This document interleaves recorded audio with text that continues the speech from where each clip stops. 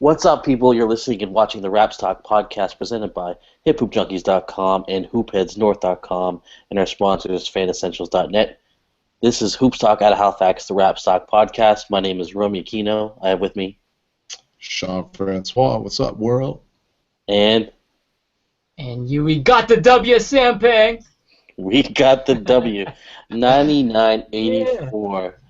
For all the haters and especially in the U.S., but I mean for all the fans that thought this was going to be a sweep and kind of be the Raptors wouldn't be able to match up with this Cavs team, they proved you wrong tonight. The Toronto Raptors, DeMar DeRozan, Bismack Biyombo, Corey Joseph, Patrick Patterson, Kyle Lowry. I mean, those guys were kind of like key in the victory, but they got the win. What's your guys' thoughts after watching that game?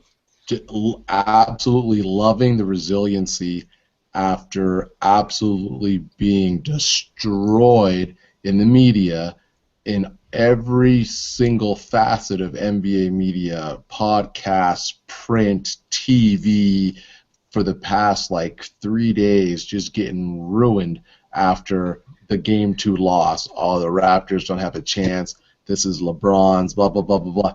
And yeah, the Cavs may win this series at the end of the day. It's still in their favor. They're still leading the series. But to write the Raptors off and completely throw and dismiss, the home crowd and the fact that the Raptors have a lot of pride and the fact that they won 56 games this year and the fact that they beat the Cavs twice this year already, I mean, yeah, we know that the Cavs are playing a different level of basketball right now, but if the Raptors play the way they're capable of playing, they have an opportunity to beat and win at any given time. And they proved that tonight. Simple as that. It's crazy. The ups and downs just make the ups way more enjoyable. Like, Yeah, sure. I'll admit that I started watching this late, and I checked the score when I knew that the game would have been at around half, and I checked it and I saw that the Raps were up by 13, and I was like, it was like watching the new Star Wars again for the first time, man. I was like giddy to see what happened. Yeah.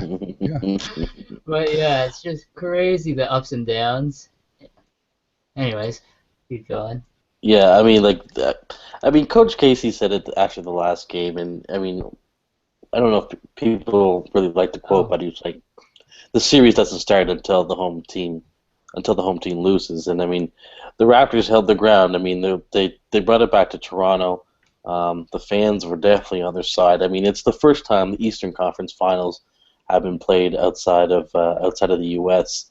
and to be played in Toronto and Canada. I mean, it's just kind of mind blowing that. I mean, what level this has got, especially for basketball and for Toronto Raptors.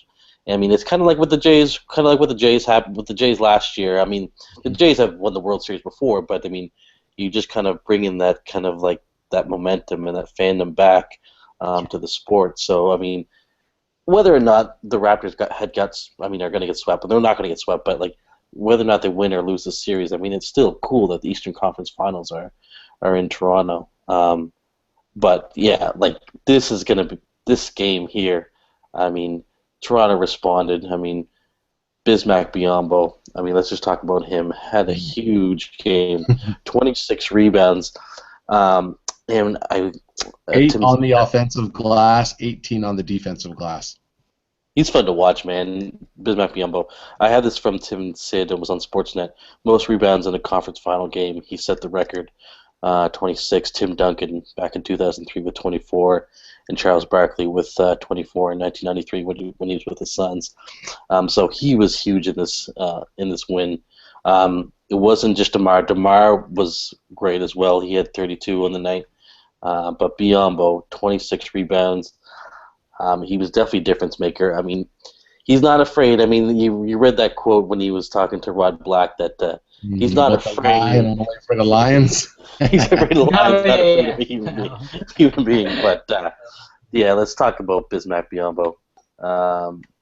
What do you got to say about this guy? I mean, how well he's played, especially in this game. he answered the call. He stepped up and knew that he needed to be a factor, and he knows that he's not like a guy who's going to always make his impact offensively, but he knows that he can make a big impact defensively.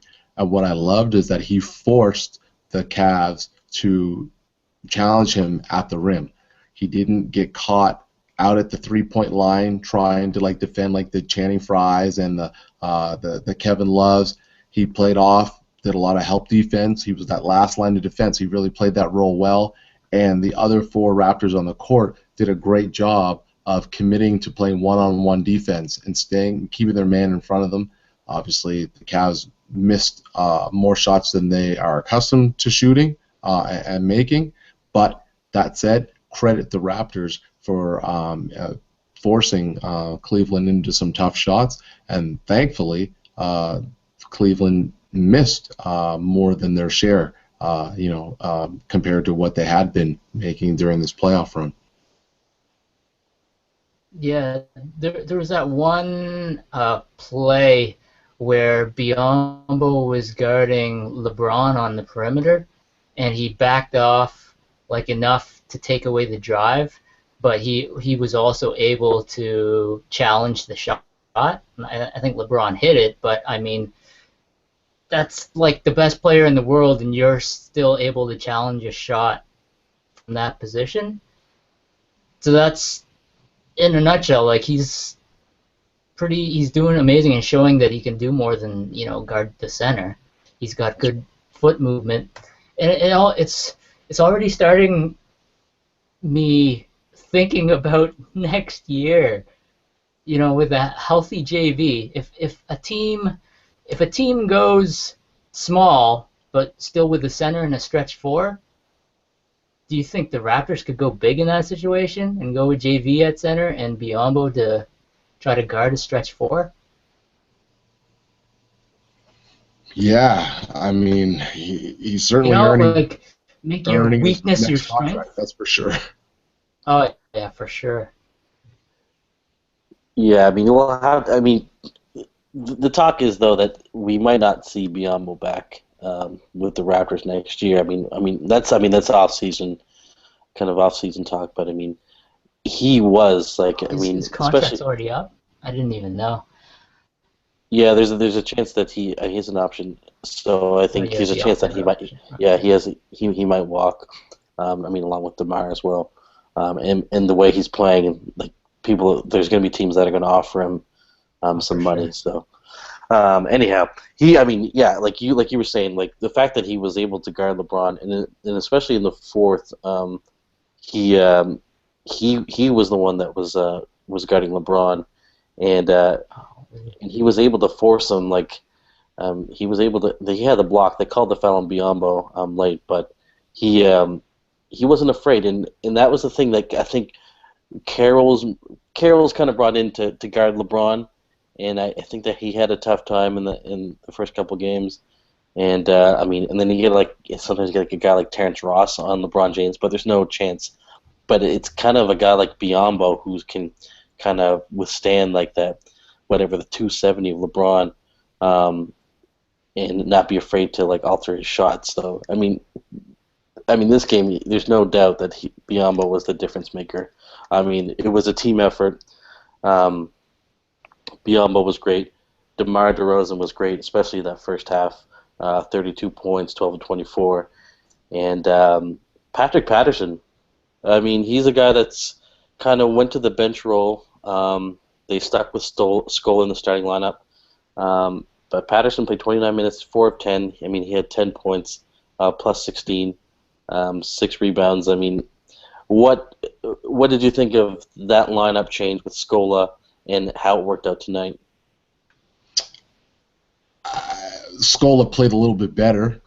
He was a little more aggressive on both ends of the floor and had an impact. Like when he was on the floor, he had an impact. He was drawing offensive fouls. He wasn't hesitating with his shots.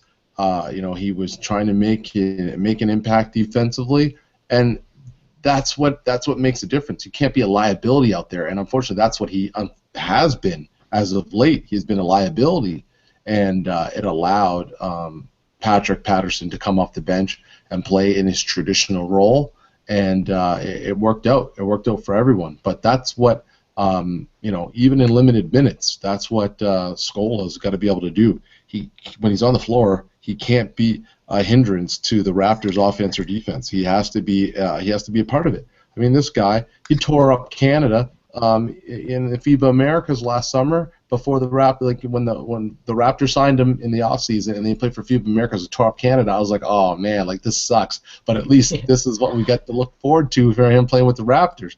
And we saw flashes of it here and there. But then when the playoffs hit, man, he was like ice cold. So he's not playing at that level yet, and I don't expect to see him play at that level now. But the fact of the matter is that he played a lot better tonight, just from a basic presence standpoint. He did what he needed to do. He wasn't an issue for the Raptors tonight. What was it? Did Jordan used to wear Carolina shorts? Yeah, Jordan used to wear his North Carolina shorts underneath his Bulls shorts. Yep. Scola should wear his Argentina shorts underneath, man. Get that international feel going. Come on. Yeah, Jordan used to do that. Like right now, he's basically just a placeholder, so Pat Patterson can come into the game at the rhythm that he's used to. That's right. Pretty much. But I mean, if he doesn't play absolutely like you were saying, he just don't play absolutely terrible. Right.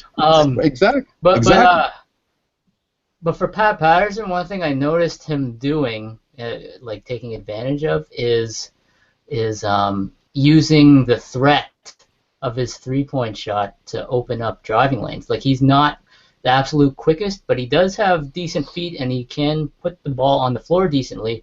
But people, even if he feels cold, people are still jumping out at him. It's like Steph Curry is a good ball handler and he's quick, but he's not as good a ball handler and as quick as a lot of the other guys.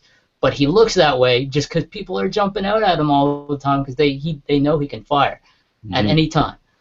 It's the same kind of thing with Pat Patterson. Obviously not to that extent, but the same type of thing, that it just opens up things a little for him to take advantage of in other ways more than just taking that three and hitting it. So even if he's not hitting that three, he can still fake it and people will still jump out. Yeah. He's earned that respect. Oh yeah, definitely.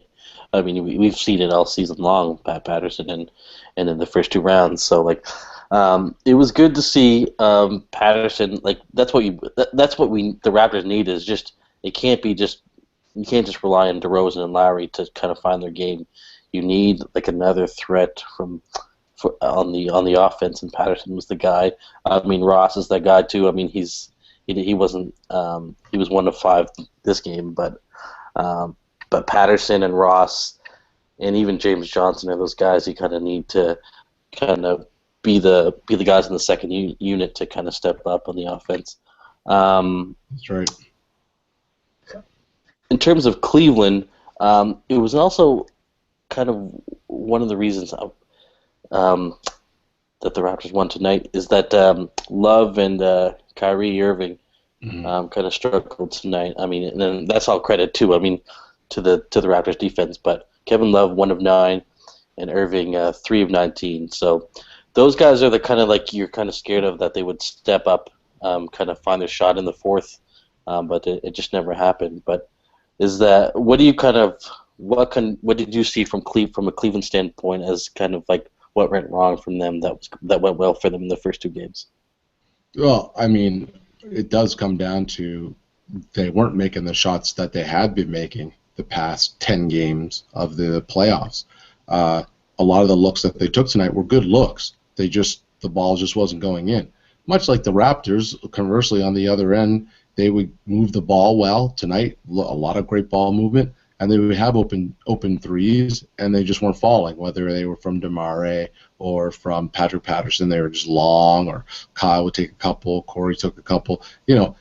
Certain shots just weren't falling, but, I just think that overall the Raptors did a better job of cleaning up the defensive glass and not allowing second chance points. There were very few offensive rebounds, comparatively speaking, and the Raptors also were able to establish themselves in the paint. They outscored the Cavaliers tonight in the paint, and that hadn't happened the past two games, and it was a major advantage for Cleveland in games 1 and 2. The Raptors tonight had 36 points compared to the Cavs 20 as far as points in the paint are concerned. So the Raptors actually even led on fast break points tonight, 17-14.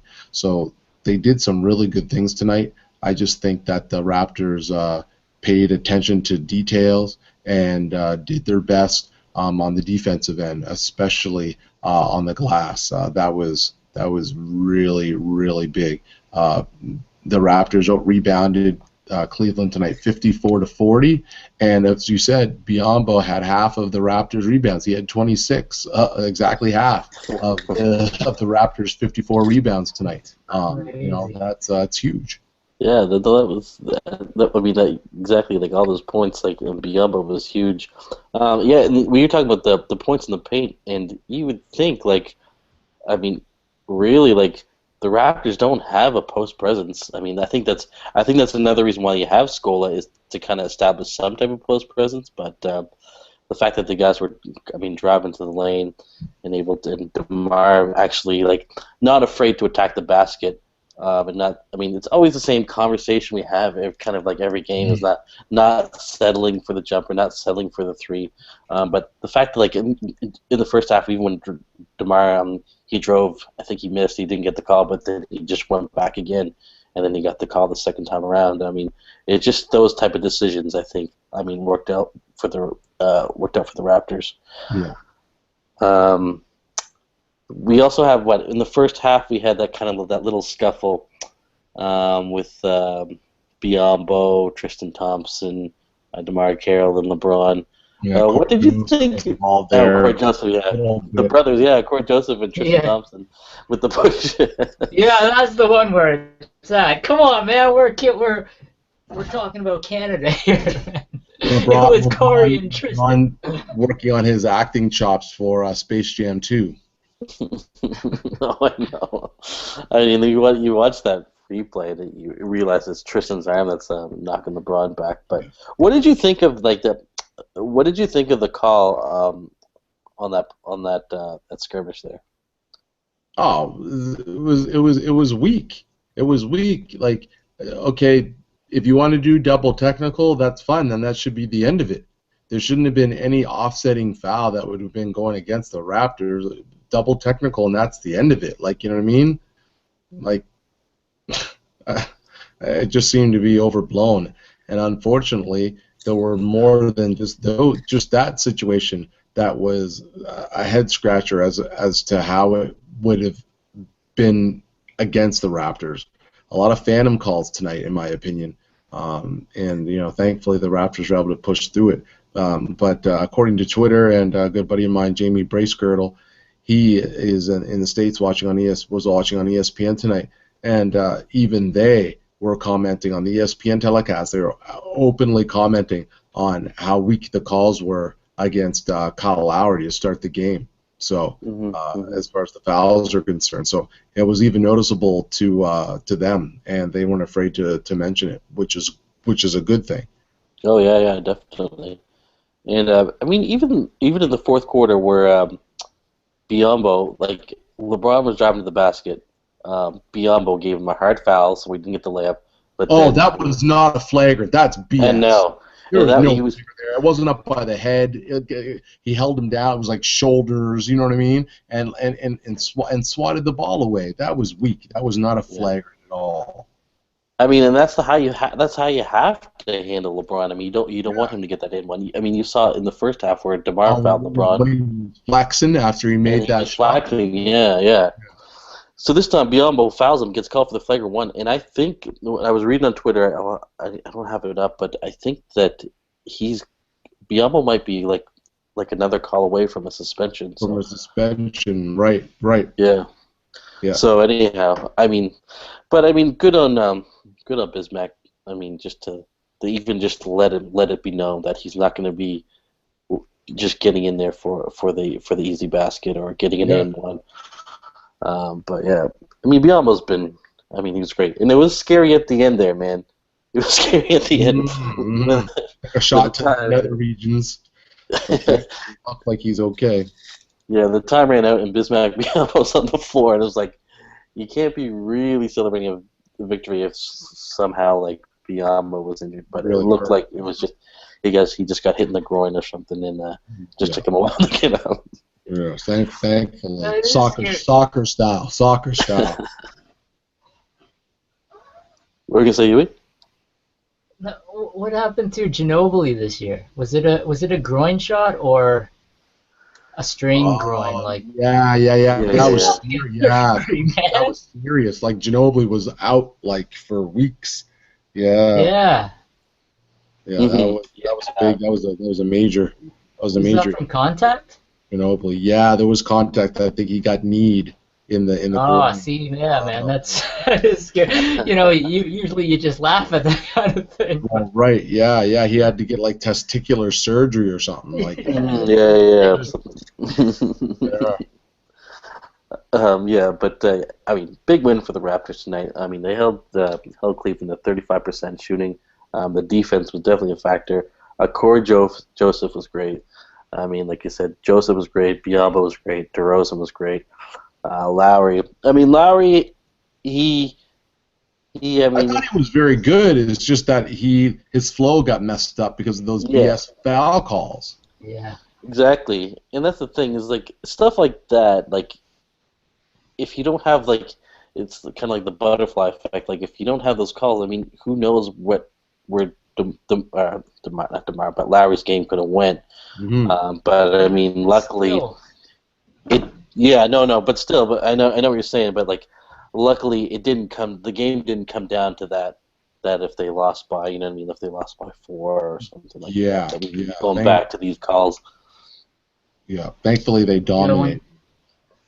One stat though, Lowry and DeRozan combined for 52 points on 50-40-90 shooting. They always talk about 50-40-90, 50% field goal, like all around, over 40% from 3, and over 90 from free throw. With what? How many attempts? So 3. That's 9 attempts on 3. 37 field goals and 11 free throw attempts, so 10 for 11 for 3. So, I mean, if they can perform, like, that's what we always want to see, but, like Lowry said, it's a process, and these guys, it's their first time here, and they had never really known playoff success, and they're trying to find it. So, I mean, they're not even close to a finished product as, like, Cleveland is, and to get one game, if this was the pinnacle, man, I'm cool with it. Right. If this was the pinnacle for sure. This season's playoffs. Yeah. For sure. I mean, to be honest, like Cleveland is built to be a championship team. I mean, they're ready to. What the thing is, if they can win the championship, Toronto is more so. How did we get here? You know what I mean? Like, I mean, I don't. People had them in the Eastern Conference Finals in some of the predictions, but I mean. Depending on the matchup, you wouldn't. The goal was just to get out of the first round. Whether they get past the second round, you weren't sure. I mean, Miami was still tough. I mean, without Chris Bosh and Whiteside. So the fact that they kind of proved a point too that like Cleveland swept Atlanta, Cleveland swept Detroit. I mean, at least there's not a sweep. There's not a sweep here with the Raptors. But I mean, this is still a series. This is 2-1. Oh, yeah, for sure. This is 2-1. I mean, like it's not. I mean, if they go down 3-1 and they have to go back to Cleveland, I mean, obviously that's going to be tough. But I mean, being down 2-1, I mean, and you play the same type of basketball in the next game, then you're good, right? Like it's just. I'm with Sean. Like I hope it goes 7 games, and the Raptors get out of here. But I mean. It's going to be tough. It's going to be a tough road for Toronto. Yeah, it will be. It will because they got to bring the same effort. You know, like the effort they brought tonight, the effort they brought in Game 7 against the Heat, those are the kind of efforts they're going to need, you know, for the rest of this series to put themselves in a winning opportunity. Yeah, I mean, even if the Raptors were up 12, let's say, like with 3 minutes to play, like the Cavs have so many weapons. Yeah. Just to bring that game back. I mean, J.R. Smith was so hot, like in that first half. I mean, you got Channing Frye, who's like automatic, like from 3-point land, and I mean, and you got LeBron James, right? Like, so it's just not Kyle Lowry, but Kyrie Irving. It's just there's just so many options for Cleveland. It's just that luckily some of those options just weren't. I mean, didn't work for Cleveland tonight. So, speaking of which, J.R. Smith, he took 16 shots tonight. 15 of them were 3-pointers. He attempted 15 3-pointers. He made 6 of them, and most of them were early. But he took 16 shots, and 15 of them were from 3. Man. Well, I mean, early in the playoffs, he hit 8 threes in a game, right? So. Exactly. He can. I mean, he hit 6 tonight. Yeah. No, I mean, Cleveland's going to be tough. I mean, you wouldn't surprise me either. I mean, it's not going to surprise anybody if Cleveland wins the championship either, right? Like, so the fact that the Raptors at least got this one game against them, and they're only down 2-1. I mean, there's another game. What is the next game? Is it Monday? Monday, yeah. Monday, 8:30 Eastern, 9:30 Atlantic. Yeah. So, I mean, just kind of bring the same intensity, make smart decisions. I mean, hopefully Lowry kind of doesn't get bogged down with the fouls, and then you might be able to see the same performance, but it's the Toronto Raptors. Yeah, we will see. We'll just enjoy this one, and you know, that's right. Scratch RAPS, baby. and claw, baby. No, scratch and claw. Enjoy it and see what effort they bring on Monday night. Hopefully, more of the same. Yeah. So that's it. I hope that they go back and watch the game tape and really focus on how they can improve. Like, you know, yeah, it was a great win tonight, but there's even more things they can look at to learn from. So I hope that they really take that to heart and really look at it with the same kind of focus and urgency and desperation that they did going into tonight's game. I hope they bring that same focus and intensity going into Monday's game, and if they do, we'll be in good shape. But they cannot afford to rest on their laurels or, you know, relax or anything like that. It's you know, if anything, it's even more of a series now. Yeah, I mean, and it's a great experience for these guys. I mean, this, like Yui was saying earlier, this isn't a finished product. We have a number 9. I mean, we get a lottery pick, the 9th pick in this year's draft, and you're in the Eastern Conference Finals. You know what I mean? Like, there's still so many options, and this team can only get better. I mean, Eastern Conference Finals. I mean, and a team that's you wouldn't think would be in the Eastern Conference Final, the team isn't really where you think it's gonna be. So, I mean, we'll see. And the last time they had the number 9 pick was like, I think 7 years ago, and it was like DeMar DeRozan. You know what I mean? Right. There you go. Yeah. So I mean, that's it for the podcast. Stay tuned to the blogs, hiphoopjunkies.com, hoopheadsnorth.com. Leave your comments if you're listening on iTunes, if you're watching on YouTube. Leave your comments. I mean, let us know what you think. I mean, let us know what you think of the team. But follow us on Twitter at RomyAquino, at Sean Francois, at Yui the Jaw, at HoopheadsNorth, at HipHoopJunkies. This is episode 95. We out.